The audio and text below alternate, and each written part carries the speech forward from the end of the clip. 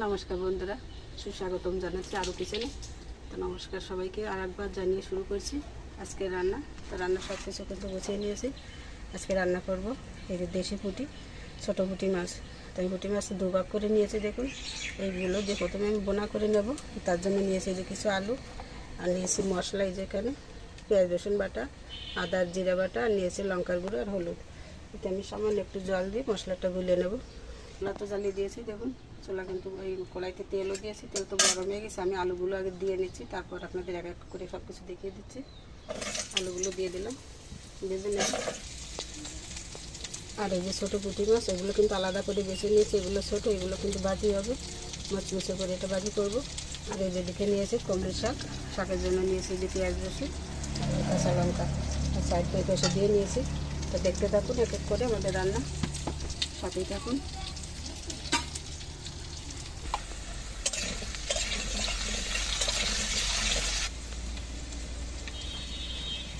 আলুগুলো বাছতে বাছতে আমি মাছের লবণ হলুদ দিয়ে দেবো। লবণ দিলাম, বেশি হলুদ,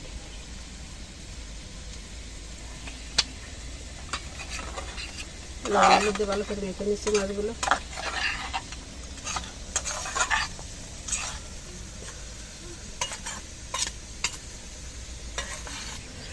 সব মাছের চেয়ে লবণ হলুদ মেখে নিলাম। এদিকে আলুগুলো কিন্তু আমার ভাজা হয়ে গেল। প্রায় আলু তো ভালো করে ভেজে নিলাম, এই যে এখন তুলে নিচ্ছি।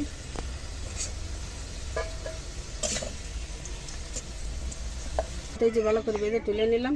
আর কড়াইতে তেল দিয়েছি, তেল গরম হয়ে গেছে। এখন ফোড়নে দিয়ে দিচ্ছি শুকনো লঙ্কা আর কিছু গোটা জিরা। ফোড়ন তো ভালো করে ভেজে নিলাম। এখন দিয়ে দিচ্ছি কিছু পেঁয়াজ কুচি।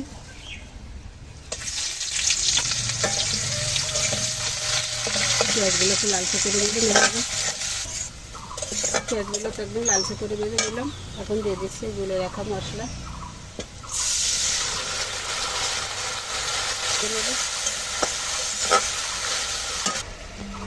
মশলাটা সুন্দর করে কষে নিলাম। এখন আলুগুলো দিয়ে দিচ্ছি।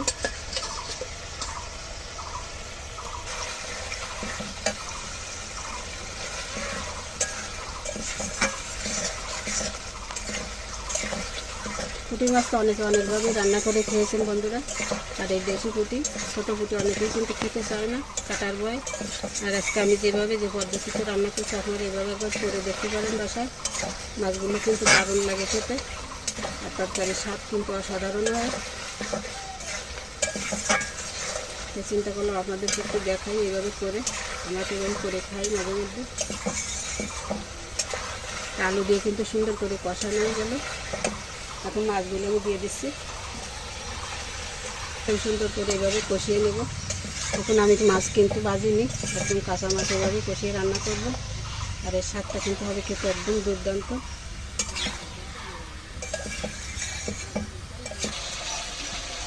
আবার মাছ কিন্তু আমি সুন্দর করে কষিয়ে নিলাম। ছোটো মাছ যেহেতু খুব বেশি একটা নাড়াচাড়া করা যাবে না, ভেঙে যাবে বেশি। তো দেখুন মশলা থেকে মাছটাই কিন্তু তেল ছেড়ে দিয়েছি সুন্দর করে। এখন জল দিয়ে দিচ্ছি।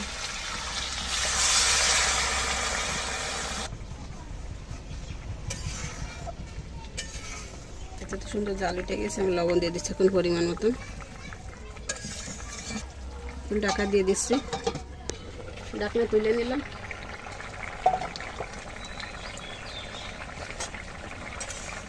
রান্না কিন্তু পুরা হয়ে গেল। এখন আমি দিয়ে দিচ্ছি কিছু কাঁচা লঙ্কা, চেরা লঙ্কা দিয়ে দিলাম। দিচ্ছি একটু জিরা বাটা। ঢাকনা তুলে দিলাম। তো রান্না কিন্তু হয়ে গেল। আমার এই যে দেশি পুঁটি মাছ, ছোটো পুঁটি, এইভাবে রান্নার পদ্ধতি আপনাদের কাছে কেমন লেগেছে? ভালো লাগলে কিন্তু জানাবেন কমেন্ট করে। আর চ্যানেলের সাথেই থাকবেন। যদি একান্ত পছন্দ হয়ে যায় সাবস্ক্রাইব করতে ভুলবেন না। আর যারা করে দিয়েছেন ইতিমধ্যে তাদেরকে অসংখ্য ধন্যবাদ। কেমন তো বন্ধুরা, এই যে ছোটো মাছ রান্না এভাবে আপনাদের কাছে কেমন লেগেছে কমেন্ট করে জানাবেন। ভালো লাগলে লাইক দেবেন, আর না যদি ভালো না লাগে একটা ডিসলাইক তো দিয়ে যাবেন অন্তত। তো বন্ধুরা সাথে থাকুন, বাদ বাকি রান্নাটাও দেখতে থাকুন।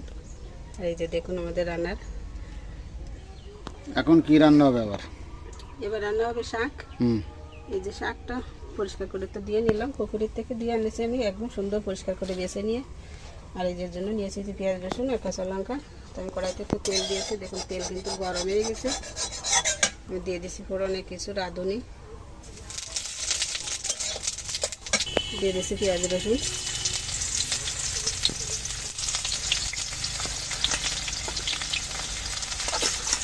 কিছু সুন্দর করে আগে ভেজে নেবো লালচে করে। তো বন্ধুরা, এই যে একটা লঙ্কা, এই লঙ্কাটাকে আপনারা কী নামে চেনেন? আমাদের এদিকে কিন্তু অনেকে বিষ মরিচ বলে, বিষ জাল আর কি, বিষের মতো জাল আর কি, এই জন্য অনেকে বোম্বাই মরিচ বলে। আমি এই জালটা কিন্তু একদম কচি, মানে সবুজ ছিল, ফ্রিজের থেকে কিন্তু একটু পেকে গেছে। আমি এখান থেকে অর্ধেকটা পরিমাণে জাল আমি শাকের ভিতর দিয়ে দেবো। কিন্তু এই শাকে এই জালটা দিলে হয় কি, শাকে এত সুন্দর একটা ঘ্রাণ আসে, যার জন্য শাকটা কিন্তু একটু স্বাদটা বেশি হয়। তাই আমি অর্ধেকটা দিয়ে দেবো, আর এই অর্ধেকটা রেখে দেবো আমি।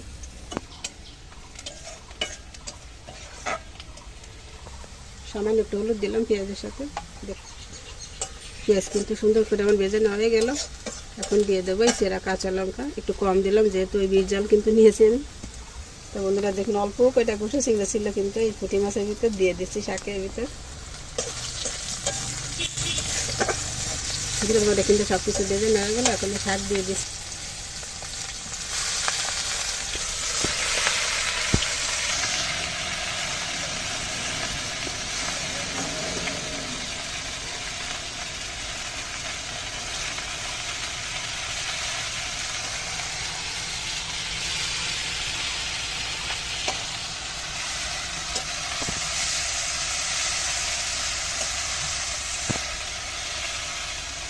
কি শাক এটা? আছে বিভিন্ন রকমের শাক, ছোলা শাক, তো কলমি শাক আছে, হেলেঞ্চা শাক আছে, হেলেঞ্চা শাক না ঠিক ওইটা মালঞ্চ আছে, বিভিন্ন রকম শাক।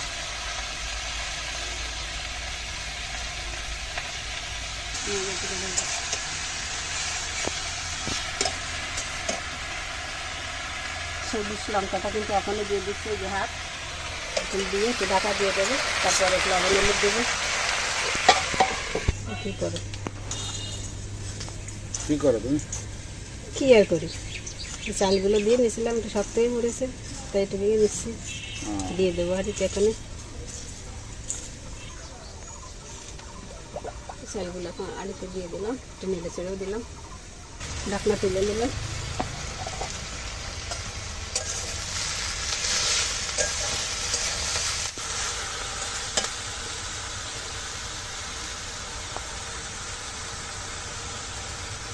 শাকে দিয়ে দিচ্ছি লবণ, দিচ্ছি 1 চামচ হলুদ,